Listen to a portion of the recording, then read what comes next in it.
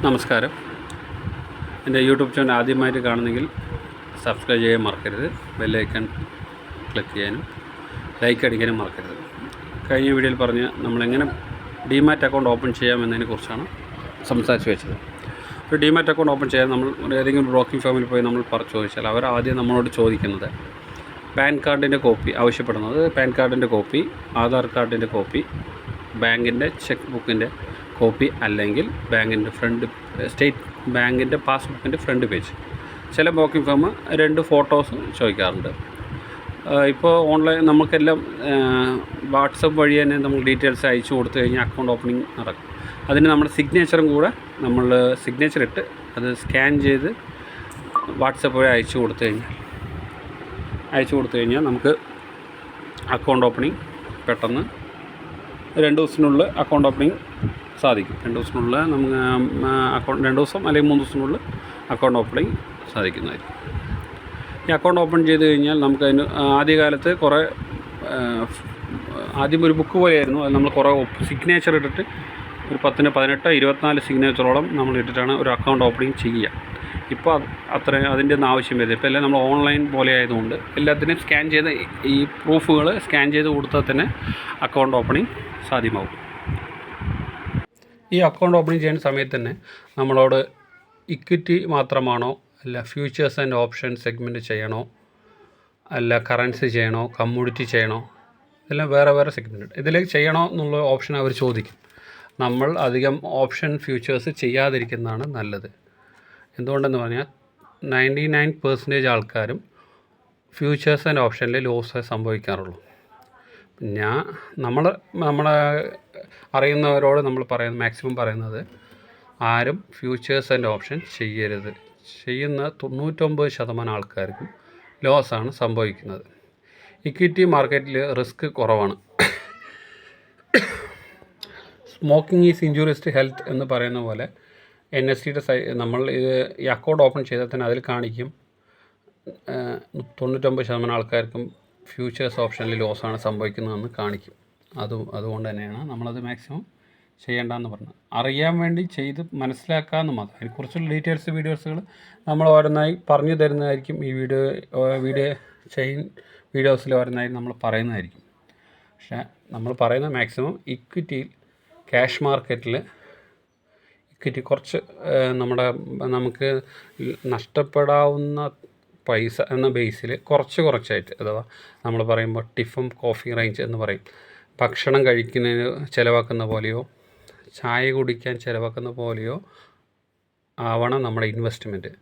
ചെറിയ എമൗണ്ടുകളായിട്ട് നമ്മൾ ഇൻവെസ്റ്റ് ചെയ്താൽ പലതുള്ളി പെരുവെള്ളം എന്ന് പറയുന്ന പോലെ നമ്മുടെ ഇൻവെസ്റ്റ്മെൻറ്റ് നല്ലൊരു 3 to 5 കൊല്ലം ആകുമ്പോഴേക്കും നല്ല ഗ്രോത്ത് ഉണ്ടാവും. അപ്പോൾ എല്ലാവരും ചെയ്യേണ്ടത് മാക്സിമം അക്കൗണ്ട് ഓപ്പൺ ചെയ്ത പിന്നെ നമുക്ക് അറിയുന്ന, നമ്മുടെ കണ്ണിൽ കാണുന്ന ഓരോ കമ്പനികളെ കൂടി മനസ്സിലാക്കുകയും അത് മനസ്സിലാക്കി പിന്നെ അതിൽ കുറച്ചായിട്ട് ഈ ഷെയറുകൾ റെക്കമെൻഡേഷനായിട്ട് ഞാൻ പറയുന്നില്ല. ഷെയർ മാർക്കറ്റിൽ ആർക്കും റെക്കമെൻഡേഷൻ ചെയ്യാൻ പറ്റില്ല. പിന്നെ പറയുന്നത് ഷെയർ മാർക്കറ്റ് ഏത് കമ്പനിക്ക് മുകളിൽ പോകും താഴെ പോകുന്നൊന്നും ആർക്കും പ്രെഡിക്റ്റ് ചെയ്യാൻ പറ്റില്ല.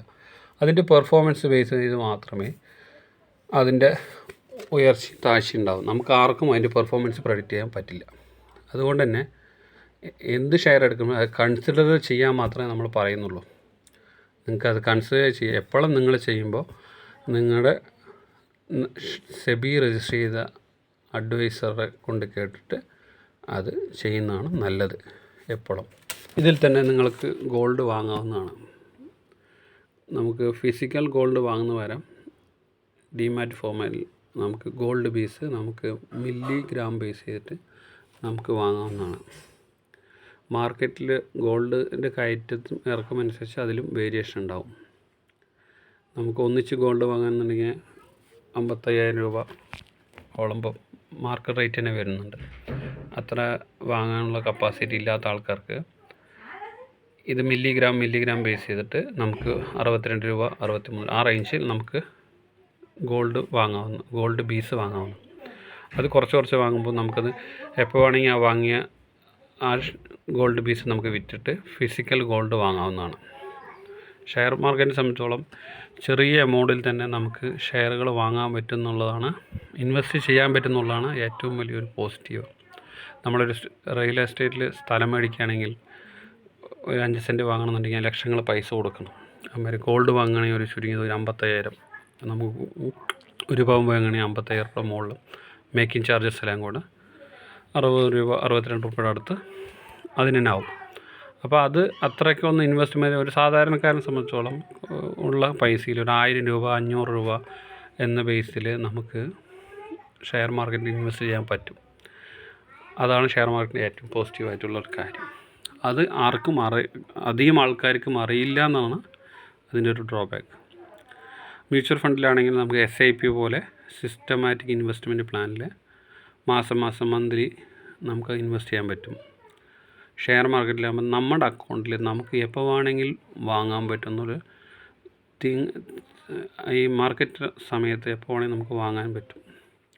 പൈസയ്ക്ക് എന്തെങ്കിലും അത്യാവശ്യം വേണമെങ്കിൽ നമുക്കത് വിൽക്കാനും 2 ദിവസത്തിനുള്ളിൽ അക്കൗണ്ട് നമ്മുടെ ക്യാഷ് നമ്മുടെ അക്കൗണ്ടിൽ പെട്ടെന്ന് വരും. ഇപ്പോൾ 2 ദിവസം വേണ്ട ആവശ്യമില്ല. ആദ്യത്തെ സെറ്റിൽമെൻറ്റ് T+2 ആയിരുന്നു. ട്രേഡിങ്ങിൻ്റെ പ്ലസ് 2 ദിവസം എന്ന ബേസിലായിരുന്നു ആദ്യത്തെ സെറ്റിൽമെൻറ്റ്. അത് മാറി ഇപ്പോൾ T+1 അത് ട്രേഡിങ്ങിൻ്റെ തന്നെ ക്രെഡിറ്റ് ആകുന്ന പോലെ ഒരു സിസ്റ്റത്തിലേക്ക് വന്നുകൊണ്ടിരിക്കുകയാണ്. അതുകൊണ്ട് നമുക്ക് എപ്പോൾ വേണമെങ്കിലും ഷെയർ വാങ്ങാനും എപ്പോൾ വേണമെങ്കിലും ക്യാഷ് ആക്കാനും നമുക്ക് പറ്റുന്നൊരു സാഹചര്യമാണ് ഇപ്പോൾ ഉള്ളത്. ഒരിക്കലും ഒരു ബൾക്ക് എമൗണ്ട് കൊണ്ട് ഷെയർ മാർക്കറ്റിൽ ഒരിക്കലും ഇൻവെസ്റ്റ് ചെയ്യാൻ പാടില്ല. എവിടെയും നമ്മുടെ ഉള്ള എല്ലാ സേവിങ്ങും ഒരവിടെ കൊണ്ട് ഇൻവെസ്റ്റ് ചെയ്യാൻ പാടില്ല. കുറച്ചായിട്ട് ഓരോ ഷെയറുകളും ഡൈവേഴ്സിഫൈ ചെയ്തിട്ട് ഷെയറിൽ ഇൻവെസ്റ്റ് ചെയ്യുമ്പോൾ എല്ലാ സെക്ടറും, ഡിഫൻസിലാണെങ്കിൽ ഡിഫൻസ്, FMCG ആണെങ്കിൽ FMCG, ബാങ്കിങ്, റിയൽ എസ്റ്റേറ്റ്, ഷെയറിൽ തന്നെ പല സെക്ടർ, സ്റ്റീൽ സെക്ടറുണ്ട്, ഓട്ടോ സെക്ടറുണ്ട്, അങ്ങനെ സിമെൻറ്റ് സെക്ടർ, എല്ലാ സെക്ടറിലും ഡൈവേഴ്സിഫൈ ചെയ്തിട്ട് വേണം നമ്മൾ ഇൻവെസ്റ്റ് ചെയ്യാൻ. ഒരേ സെക്ടറൽ ബേസിലും ഇൻവെസ്റ്റ് ചെയ്യാൻ പാടില്ല. ഒരേ കമ്പനിയിലും ഒന്നിച്ച് ഇൻവെസ്റ്റ് ചെയ്യാൻ പാടില്ല. നിങ്ങൾക്ക് ഈ വീഡിയോ ഇഷ്ടപ്പെട്ടെങ്കിൽ ലൈക്ക് അടിക്കാൻ മറക്കരുത്. ഈ ചാനൽ സബ്സ്ക്രൈബ് ചെയ്തില്ലെങ്കിൽ സബ്സ്ക്രൈബ് ചെയ്യുക, ബെല്ലൈക്കൺ ക്ലിക്ക് ചെയ്യുക. നിങ്ങളുടെ അഭിപ്രായം ഇതിൽ രേഖപ്പെടുത്തുക. Thank you for watching.